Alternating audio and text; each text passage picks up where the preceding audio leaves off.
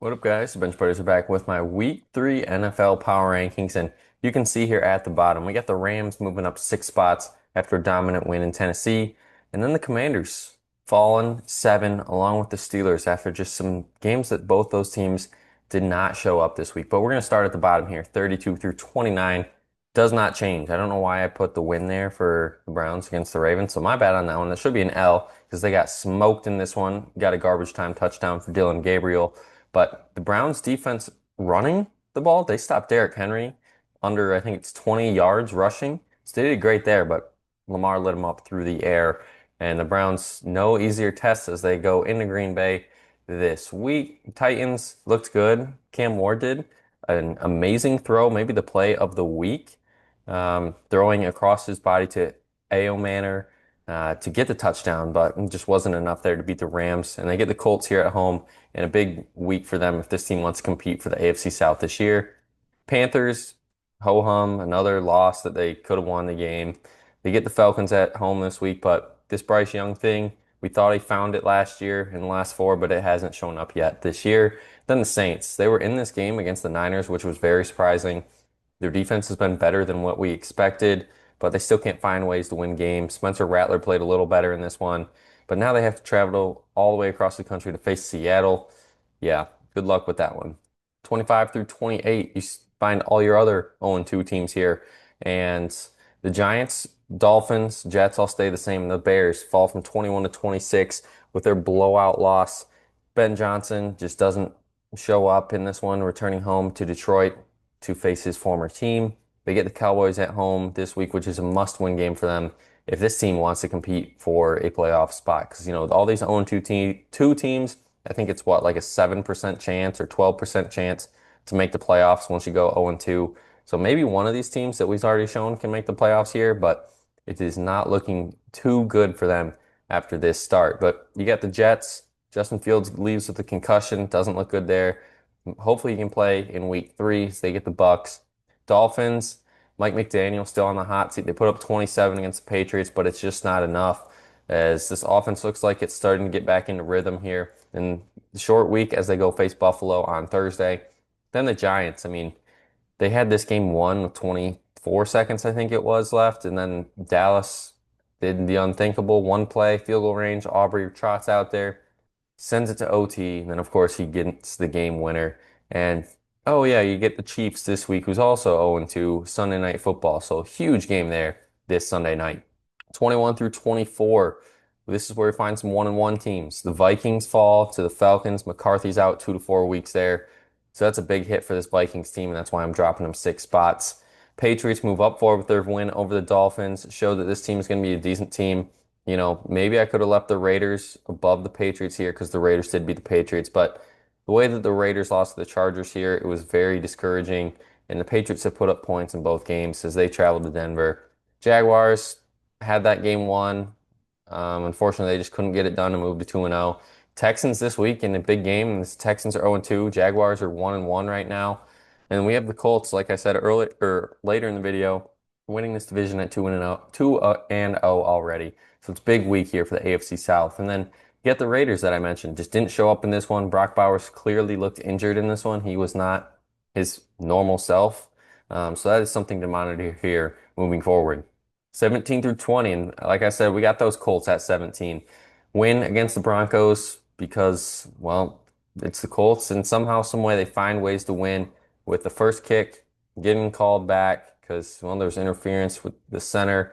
And then next, you get the kick to retry again. And then all of a sudden, you make that one and you walk away 2-0 with a huge win against Denver. And you go to Tennessee this week to possibly improve to 3-0 and really take command of the AFC South. At 18, I have the Cowboys moving up 1 spot. That's because their overtime win against the Giants. Like I said, Aubrey hits 2 clutch field goals with 0 seconds left on the clock to get them to 1-1. They go to Chicago this week for a huge matchup there, and both of them got to win this game if they want to start to get into that playoff picture. Well, at 19, I have the Houston Texans. This team lost late to the Tampa Bay Buccaneers, and well, unfortunately, the defense let them down here in this one. CJ Stroud and Nico had one good connection in the first quarter. Then after that, he kind of disappeared. and they need to get that figured out because it can't just be Nico and everybody else because this passing game has looked very bad in the first 2 weeks. So hopefully they can figure that out here heading into week three. Then I have the Falcons going from 24 to 20, a big dominant win, I think, in prime time. And you also go into Minnesota and only hold them to 6 points, which is a 14-win team last year. So don't take that um, any lower than I think you probably will because JJ McCarthy got hurt in this game. So the Panthers, or sorry, they play the Panthers this week in week three. Falcons could be looking at 2-1 and possibly be giving the Bucks a run for the money this year. 13 through 16. Now Seahawks beat the Steelers, so that's why they're in front of them there.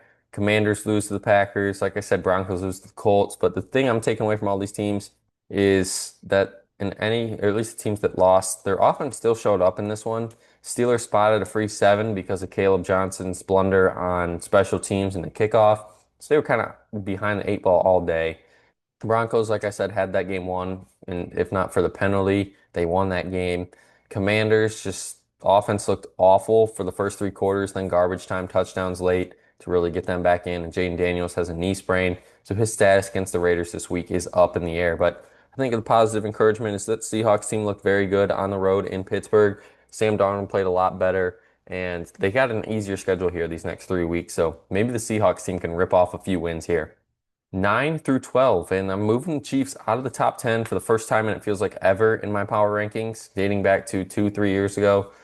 0-2, it's not the start you looked for, but hey, that's what happens when you play possibly the two best teams in football. Another tough loss this week to the Eagles. Kelsey bobbles a pass, ends up in the Eagles defender's hands, shifts all the momentum, and that's one of the key reasons why they lose this game. But like I said earlier, going on the road to face the Giants Sunday Night Football, if they lose this game, I think the Chiefs are, I don't want to say eliminated, but it's going to be really bad really quick there for the Chiefs.